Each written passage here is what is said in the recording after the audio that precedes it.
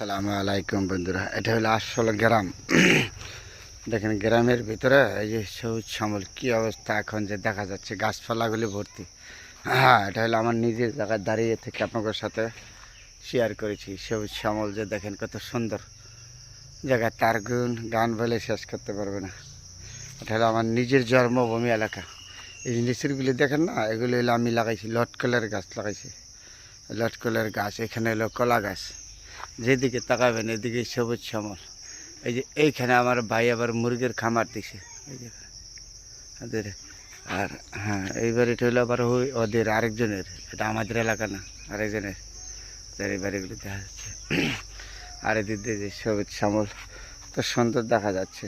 দেখেন যেদিকে তাকাবেন এদিকে এরকম সুন্দর সবুজ শ্যামল ভর্তি।